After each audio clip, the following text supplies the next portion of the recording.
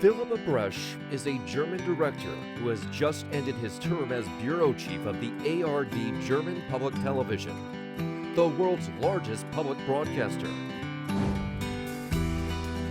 He first visited Vietnam in 2009 and has come back repeatedly to report on local culture, people, and traditions. Philipp and his team have just finished a 45-minute documentary featuring different aspects of life in Vietnam. The film has been highly acclaimed in Germany.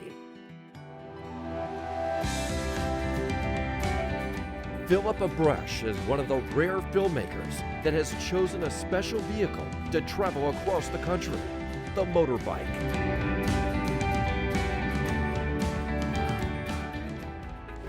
Ein absoluter Traumstrand. Das Beste ist, heute garantiert ohne Sonnenbrand.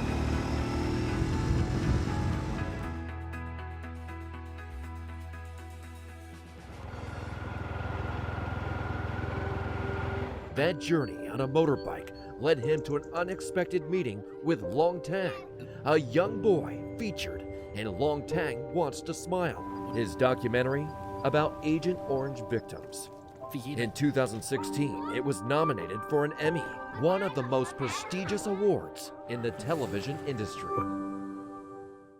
So the beauty of Vietnam has become the source of inspiration for many directors as well as filmmakers coming here. One of these is a German director who actually managed to score an Emmy nomination as well for his work on Agent Orange Dioxin. Now, he's back here again for some more excitement on culture, on the people and the scenery, beautiful scenery here in the country. So what has he got in store for this time? Let's find out together with our friend Philipp Abresch. Now, hello, thank you, Philipp. Thanks very much for agreeing to be on the show, for taking some time out for us. Thanks for having me here. You've traveled the length of Vietnam from the north to the south for this work. Many of our audience out there are really curious about what sort of interesting experiences you might have gone through. Could you share some of the highlights for us? Yeah, well, actually, the story is very simple. We are going by train from north to south, from Hanoi to Ho Chi Minh City, and then we're looking at what is happening left and right from the train tracks. And of course, you meet a lot of interesting people. We started our trip not really in Hanoi. We started much more north in Ha Giang. We came here at the end of the year during the harvest season, and we were amazed by the beauty of the rice terraces, but much more by the beauty of the people there. So we followed a rice farmer, 85 years old, and he was getting ready to harvest his rice.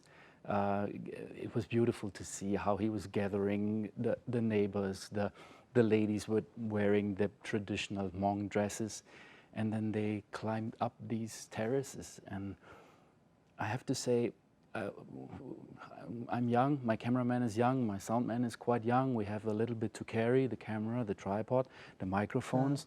But this guy had much more to carry and much more to work. And I was amazed to see how lightly, basically like flying up these mountains. That was beautiful to see how tough work he manages every day again and again. And I remember after this very exhausting shooting day, we wanted to take a shot of the beautiful full moon there as a last shot before wrapping up. And then we overheard this rice farmer in his 80s, I have to say.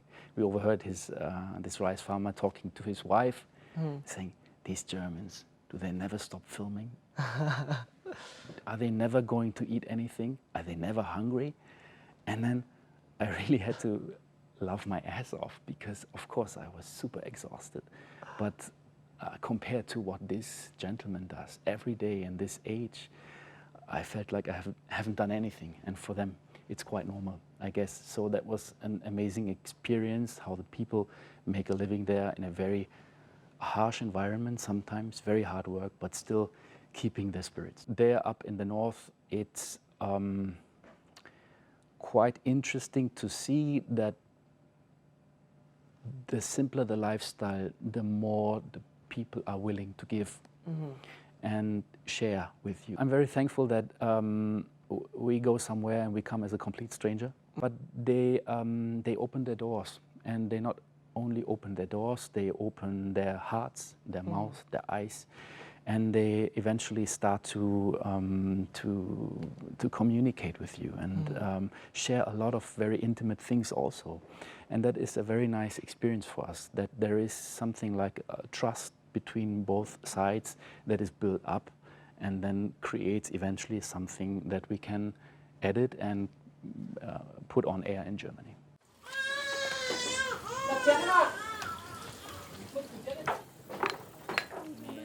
Lewin takes care of the whole family, to children, parents, grandparents, brothers and sisters. The generations all live under one roof.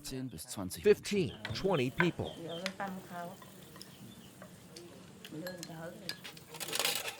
Lewin is not just a housewife. The young woman is a trained midwife. She looks after the many pregnant women in the mountains.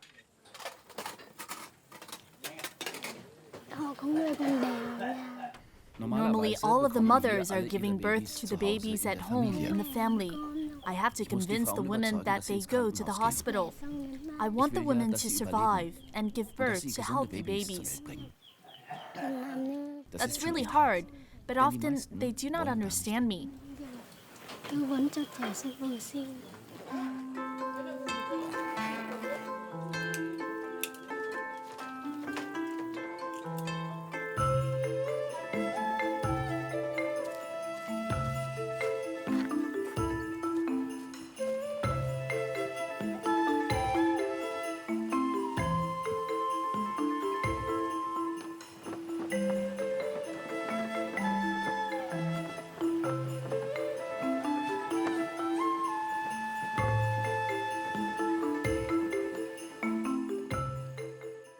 Every day, Lewin has to make home visits.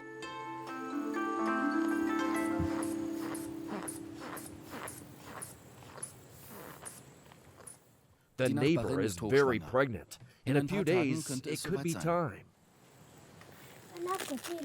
But there is a problem. The young woman does not want to give birth in the hospital. I am afraid I cannot make the way.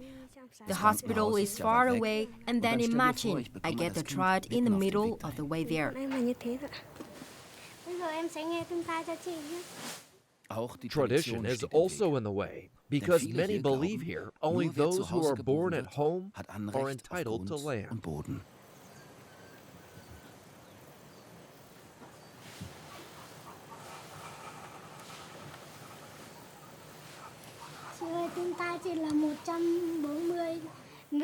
I'll talk to her again. Maybe I'll get her around. It is dangerous to have a child in the hut. If something happens, of course I'll come. It would be better if she went straight to the hospital.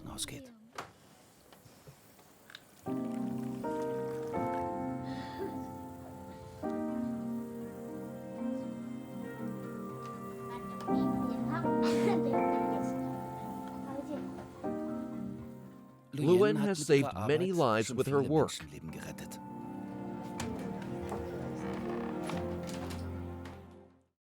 Now, this is not your first time in Vietnam. You've been here too many times.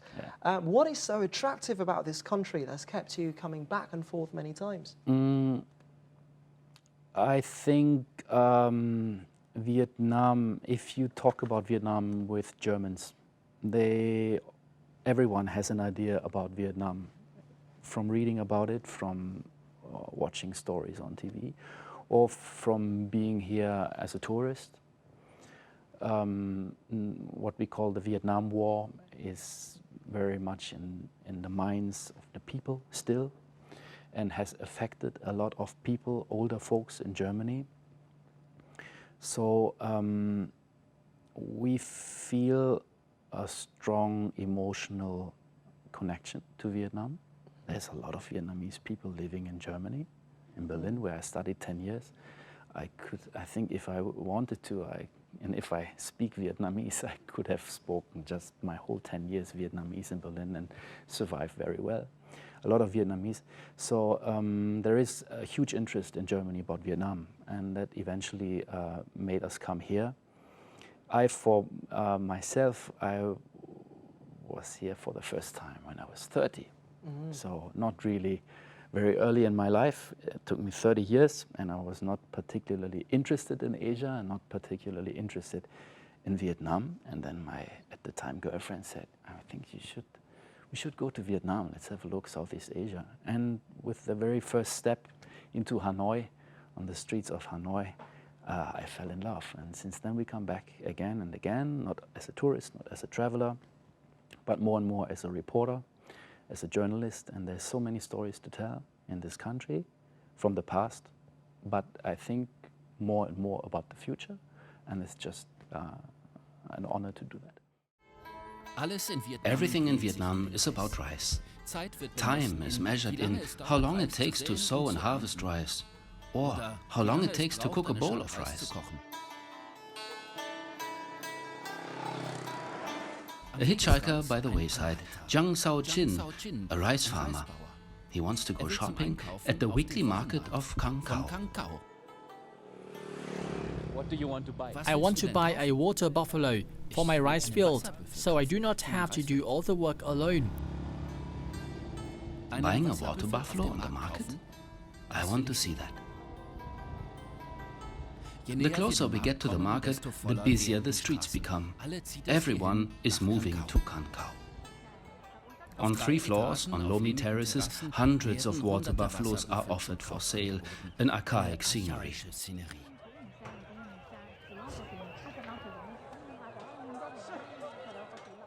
Sao-chin is late, he has to hurry. Not that the best buffaloes are already sold. You do not buy a water buffalo every day. Such an animal can cost 50 million dong, 2,000 euros. Sao-chin has to work for 1 year, and pretty hard. But which one is the best?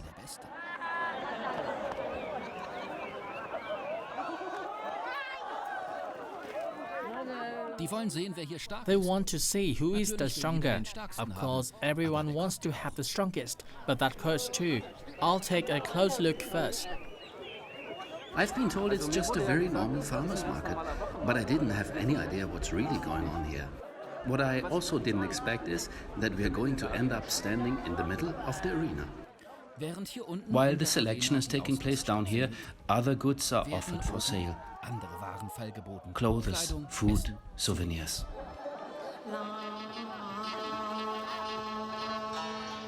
One might think that the mountain people here invented the colors. Indigo blue, neon pink, ruby red. The market of Kang Khao is for all the highlight of the week. So speaking of documentaries, your very first 30-minute documentary was on a motorbike, right? It was done on a motorbike. Yeah. How did the German audience receive that very first installment of yours? We were long talking about, okay, we want to do a story about Vietnam 40 years after the American War. How are we going to approach this country? And then I thought, wait a minute, we have, I don't know, 40 million, 50 million motorbikes in this country.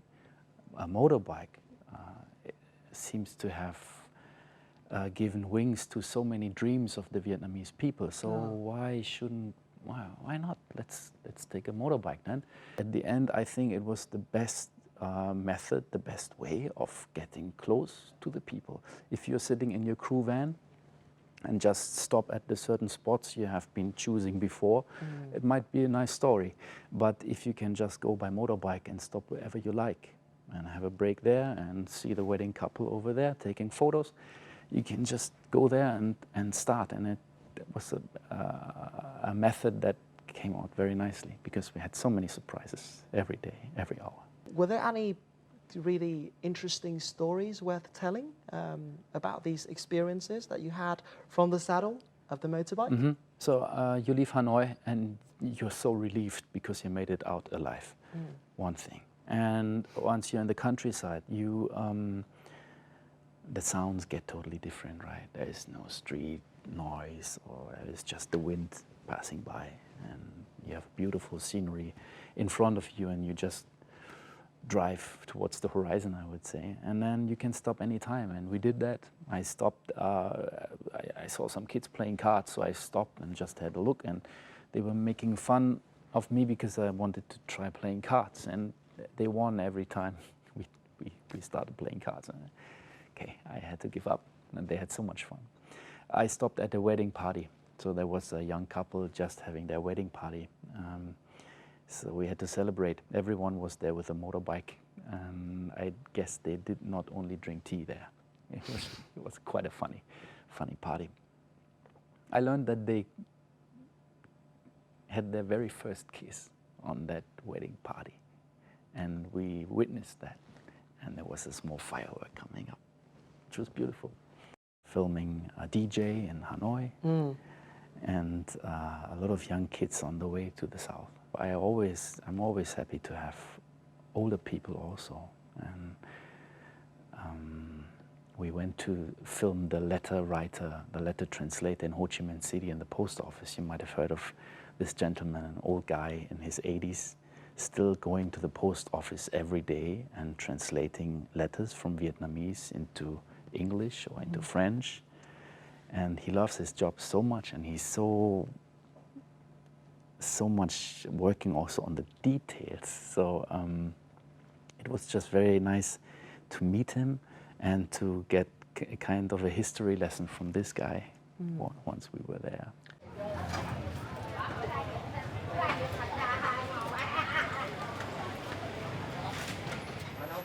If you really want to understand Vietnam, you should pay him a visit. Dong Vang No is a legend, a history book with a curved handwriting, elegant and beautiful. The older gentleman is a letter translator in the main post office of Ho Chi Minh City, the last of its kind.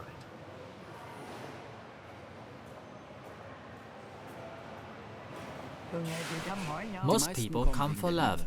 There is someone in the world whom they like very much. He speaks another language. Then they come to me.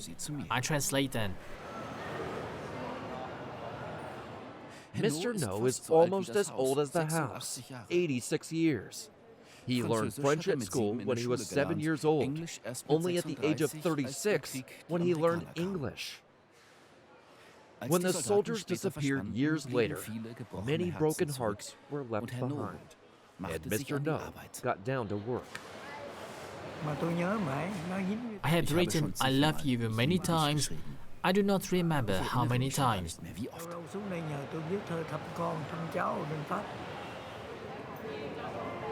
What exactly is in the letters? Mr. No is silent about that. He always claims, I forgot that. But he says, some of the letters were so beautiful that he would have liked to keep them.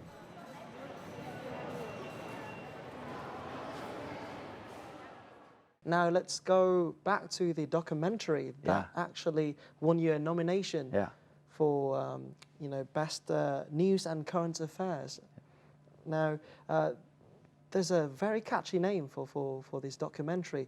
Long Tang Wants to Smile. Yeah. Can you explain the meaning behind this? It's a story about a young boy, 15 years old, and he's basically imprisoned in a body of a 3-year-old.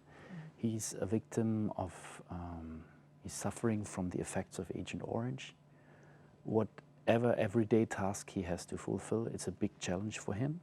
He cannot wash himself alone. He cannot eat by himself. He cannot brush his teeth. So whatever he does is a huge challenge. He needs help. But at the same time, I found that this small boy is so much fighting for his own life and future in a beautiful way. So we came up with the idea of, Long Tang wants to smile. He wants to smile, and I think eventually he smiles a lot.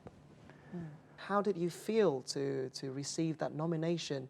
And at the time that you received the news that you got the nomination too, what did it mean to you? I got this email forwarded from my co-worker, and it said, "OMG, oh my goodness, you are nominated for an International Emmy Award." And I couldn't believe it myself. Everything else on top would have been fantastic, but already coming that far was, for all of us, we didn't imagine that's going to happen. I'm very thankful for this nomination, because we as TV people, I think we live from one currency, and that is attention. And this nomination, I think, contributed in making people more aware of Agent Orange and the impact it still has on the people in Vietnam. So that is basically that is what made me most happy about this nomination. Yeah, awareness. Long Tang is 15, sein Bruder his 17. brother 17. Aber But die the beiden two stecken in brothers are Körpern stuck so in klein wie von bodies. 3-Jährigen.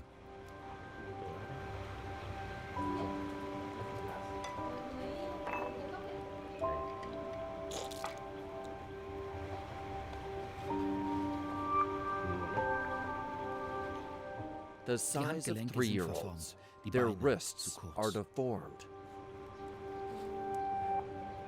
Lin, der Vater, Ling, war lange the vor der father, was Geburt affected seiner by the Söhne mit highly Agent toxic Orange in Agent Berührung Orange gekommen, long before the dem birth of his hochgiftigen, sons. dioxinhaltigen Entlaubungsmittel. Being Es hat das exposed to Leben the der Familie herbicide has für changed immer the family's verändert. life forever.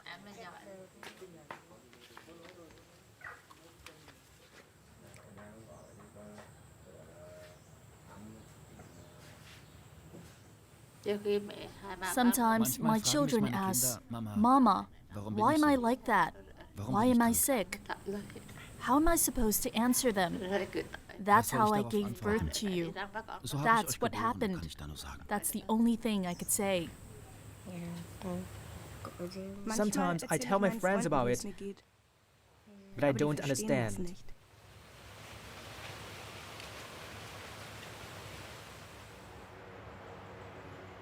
Me, I am trying Ich to will versuchen understand. zu verstehen. For 10 10 days, Tage bin ich I hier am in here in Vietnam.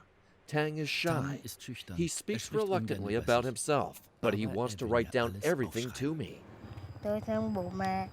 I love my parents. I feel sorry because they always have to take care of me. My brother is a great brother. I find it so sad that he cannot walk. I'm also different from my friends. They are always happy and confident. I will never be that way.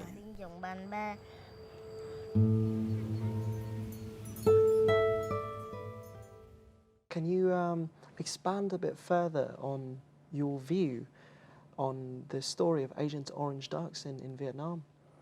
Well, I travel to Vietnam quite frequently. I thought I know a little bit about Vietnam, but then when it comes to Agent Orange, I was myself surprised. I was surprised by the scale of the suffering, by the sheer numbers of victims. I think since the end of the war, it's about 150,000 children born with birth defects related to Agent Orange. We are now approaching the fourth generation of victims. No one knows when it is going to stop. No one knows if it is at all going to stop. So Agent Orange, although the war is over since more than 40 years, Agent Orange is not a thing of the past. It's something that is happening right now in Vietnam, and that's why we thought it's a very important issue. How are you? Short hair. Should we go inside? Yeah?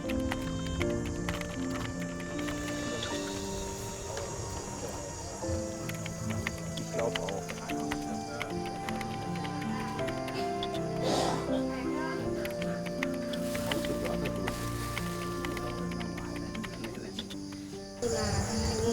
ở trên kia là chiếu cái phim của em ấy, thì rất là nhiều người họ xem cái phim này, gửi cho em rất là nhiều thư và nhiều quà. They all like to see you on TV. Tất cả mọi người đều rất là thích em ở trên TV. Some even want to come and visit you. Thậm chí là có người là muốn đến tận đây để thăm em.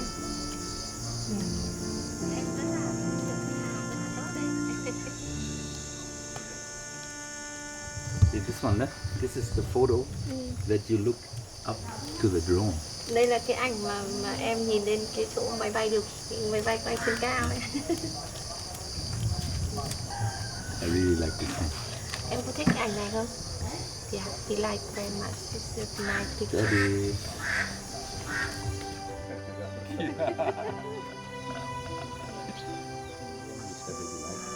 Em có thể là tự đọc và có thể đọc cho bố mẹ hoặc đọc cho các bạn.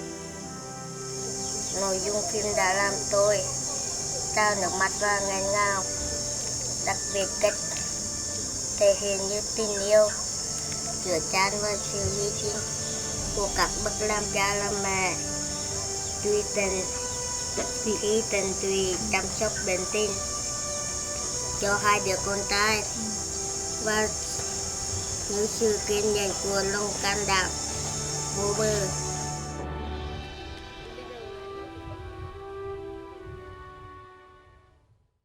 So in the particular case of Long Tang, was it an accident that you found him, or? No, it was not an accident.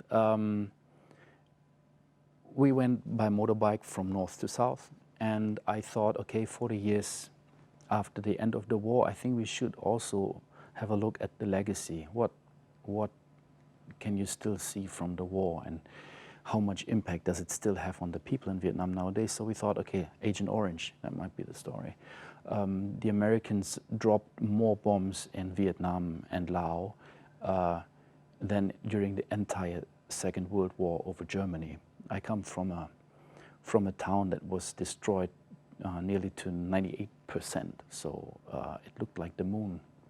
Imagining that happening to Vietnam, I thought it's a very important topic. We have to find someone that is still affected. And then we were introduced to Long Tan and his family. And although I knew what is Agent Orange, I was not at all prepared for what I'm going to see there. It was an afternoon, 2-3 hours, not very long. But then there was this boy, short arms, short legs, having difficulties to breathe, his muscles painful. His brother, similarly handicapped, he cannot walk, he cannot use his legs. A father that has been in contact with Agent Orange, with the Derrickson during his military service. A mother totally desperate because she wanted to take care of her kids, but she cannot. It's a very poor family, somewhere on the countryside in Quang province. Not only Agent Orange is such an important issue, because we also felt that Long Tan is quite a remarkable character we wanted to feature. It was not easy, I have to say.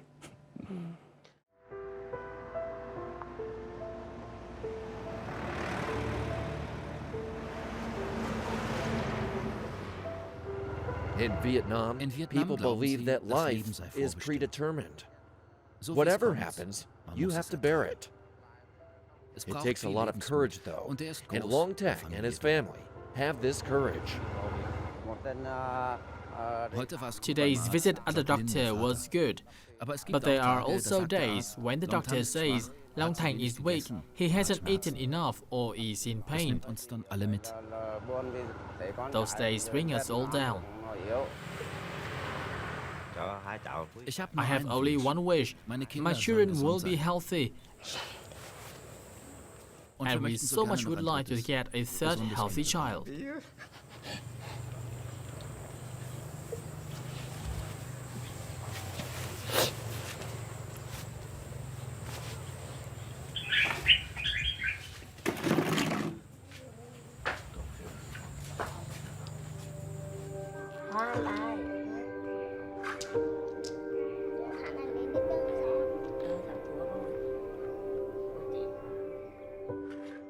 Long Tang has many friends from school. His best friend is Đức Tang. They love to play chess.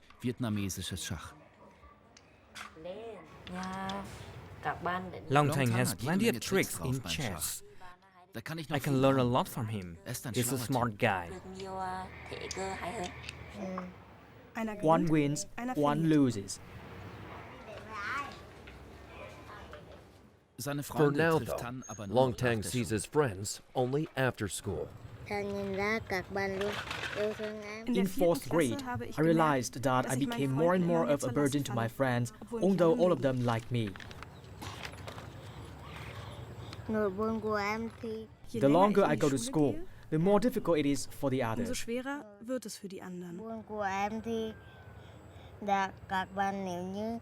So I told my teacher, I want to take a break. I would rather not go to school anymore.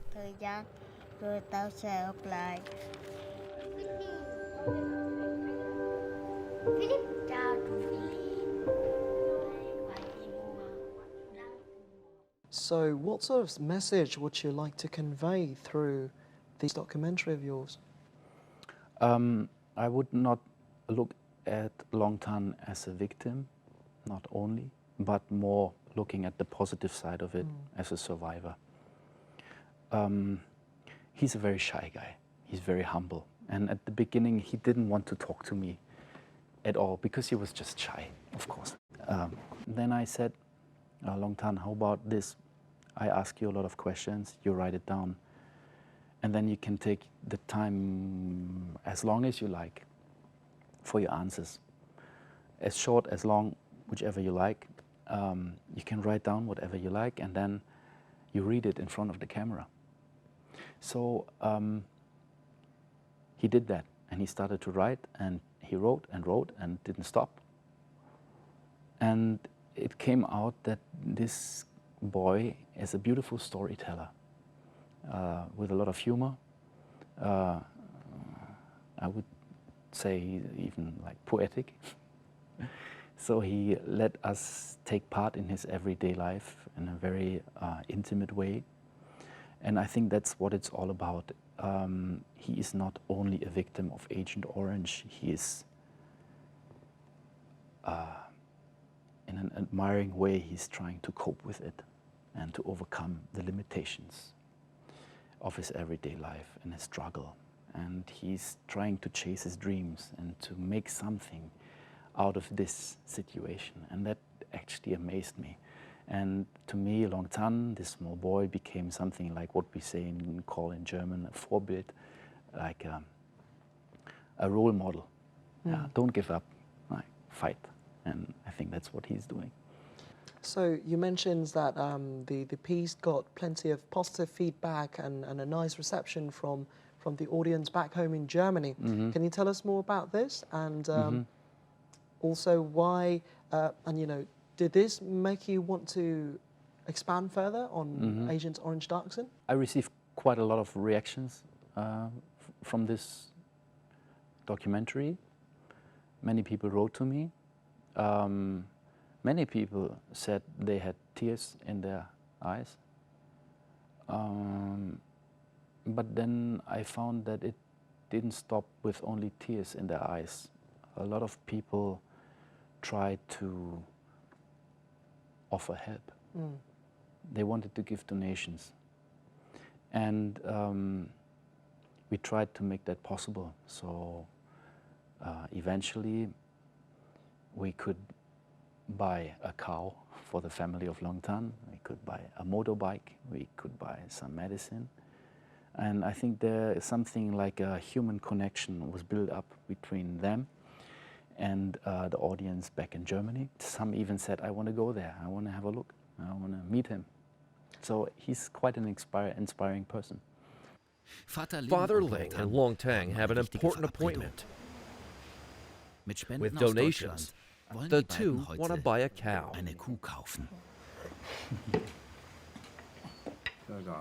If we have a cow, we will really take care of it. When it is big and strong, I can maybe sell it with profit, and I can invest in a new cow. If that works, we maybe someday will have more money for us. A nice plan.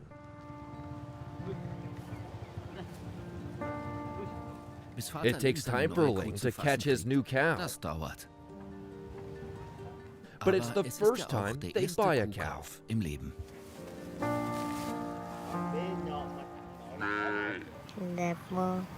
I think the cow is beautiful.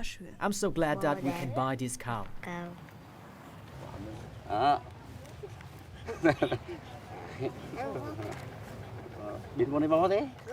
Long Tang wants to laugh, if possible, every day.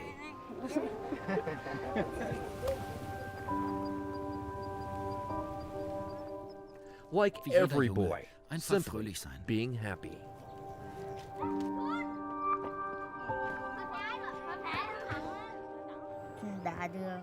If Agent Orange didn't happen, I would just go and play football with my friends. My biggest dream is to play football. But I know this dream will never come true.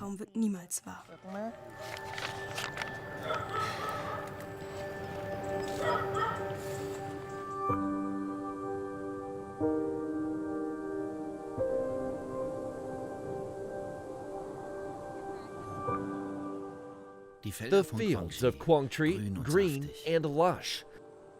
A sight so rich and beautiful.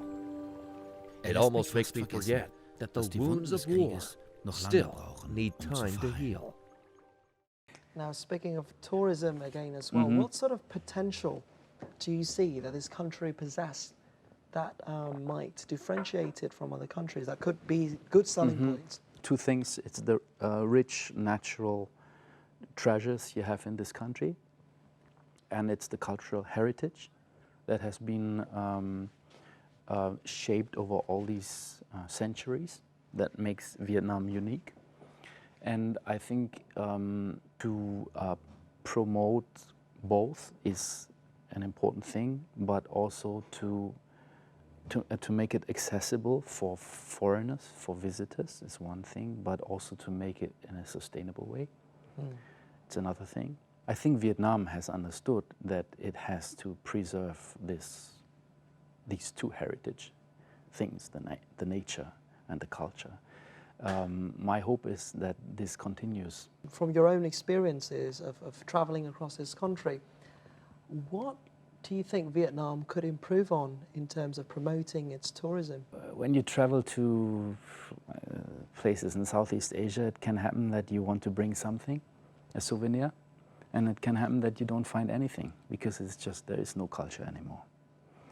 But Vietnam has this culture, and I just brought, I don't know, 5, 6 lanterns from Hoi An. It's beautiful. It's a lot to carry in your suitcase. But there is so many iconic things in Vietnam that is worth to conserve and preserve. And it's not only the lantern, but it's also the town of Hoi An. It's a beautiful, beautiful setup. Then I don't know, there's so many people coming. And I think you have to find a solution to manage the crowds, not only in Hoi An, but also at the many more tourist destinations in Vietnam. How to cope with so many more travelers that are coming to Vietnam. What I see is also in other countries, in Thailand, that tourism can be something beautiful, and it can be a huge risk to national identity and to the treasures you have in this country. How do you sort of like balance the work, the responsibilities of such a position with producing stuff in Vietnam and in Southeast Asia? It's quite a challenge, and you might have breaking news somewhere. I remember I was in Hanoi doing a story on a street kids kitchen where they learn how to cook and how to serve and how to manage a restaurant. It was a beautiful story, but then someone called and said there is a hostage situation in Sydney, and then what do you do when you're in Hanoi? So we went back to Singapore with the next flight. We had to interrupt our shoot here.